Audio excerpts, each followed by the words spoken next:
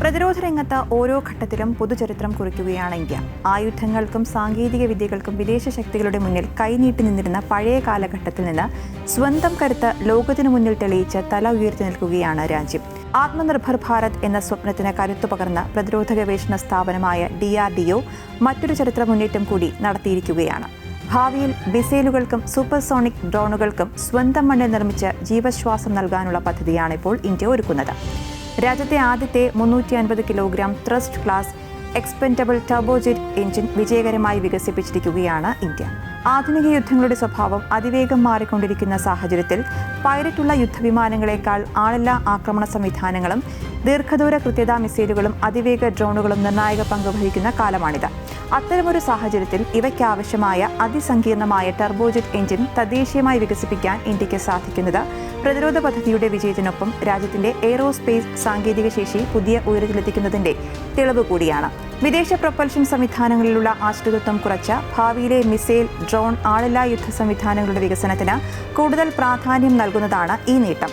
ഇന്ത്യയുടെ പ്രതിരോധ സ്വയം പര്യാപ്തതയിലേക്കുള്ള യാത്രയിലെ സുപ്രധാന നാഴികക്കല്ലായി ഇതിനെ വിലയിരുത്താം. യുദ്ധവിമാന എഞ്ചിനുകൾ പോലെയുള്ള അത്യാധുനിക സാങ്കേതിക വിദ്യകളിലേക്കുള്ള ഇന്ത്യയുടെ ദീർഘകാല ലക്ഷ്യത്തിലേക്കുള്ള മറ്റൊരു നിർണായക ചുവടുവയ്പ്പാണ് ഇത്.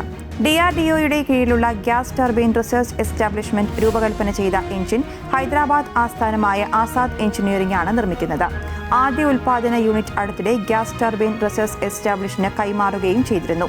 ഒരൊറ്റ സൈനിക ദൗത്യത്തിനായി ഉപയോഗിക്കുന്ന ക്രൂയിസ് മിസൈലുകൾ, ജെറ്റ് പവർഡ് ലൈറ്റ്നിംഗ് മ്യൂണിഷനുകൾ, ടാർഗറ്റ് ഡ്രോണുകൾ, ആളില്ലാ ആകാശവാഹനങ്ങൾ എന്നിവയ്ക്കായാണ് എഞ്ചിൻ വികസിപ്പിച്ചിരിക്കുന്നത്. ദീർഘകാലം ഉപയോഗിക്കുന്ന യുദ്ധവിമാന എഞ്ചിനുകളിൽ നിന്ന് വ്യത്യസ്തമായി ലക്ഷ്യത്തിലെത്തും വരെ മാത്രം പ്രവർത്തിക്കുന്ന രീതിയിലാണ് എക്സ്പെൻഡബിൾ ടർബോജെറ്റ് എഞ്ചിനുകൾ രൂപകൽപ്പന ചെയ്തിരിക്കുന്നത്.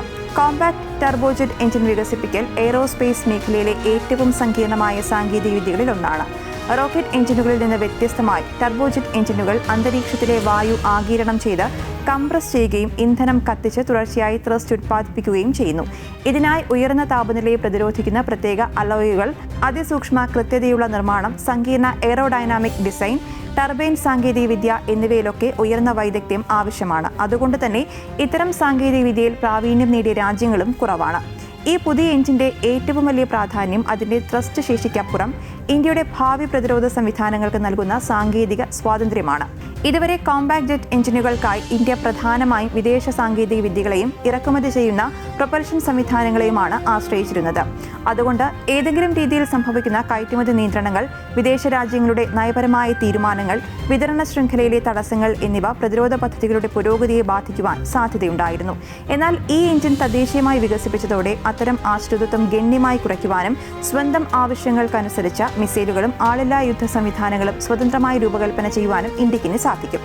ഭാവിയിലെ ദീർഘദൂര ക്രൂയിസ് മിസൈലുകൾ, അതിവേഗ ജെറ്റ് പവർഡ് കാമിക്കാസെ ഡ്രോണുകൾ, ലൈറ്റ്നിംഗ് മ്യൂണിഷനുകൾ, ഉയർന്ന വേഗതയിലുള്ള ആളില്ലാ ആകാശവാഹനങ്ങൾ, ടാർഗറ്റ് ഡ്രോണുകൾ തുടങ്ങി നിരവധി പ്രതിരോധ സംവിധാനങ്ങളുടെ വികസനത്തിനും ഈ എഞ്ചിന് നിർണായക പങ്ക് വഹിക്കുവാനാകും. മാത്രമല്ല, ആഭ്യന്തര പ്രതിരോധ നിർമ്മാണ മേഖലയെ ശക്തിപ്പെടുത്തുവാനും ആത്മനിർഭർ ഭാരത് ലക്ഷ്യം കൂടുതൽ വേഗത്തിൽ യാഥാർത്ഥ്യമാക്കുവാനും ഈ സാങ്കേതിക നേട്ടം വലിയ പിന്തുണ നൽകും.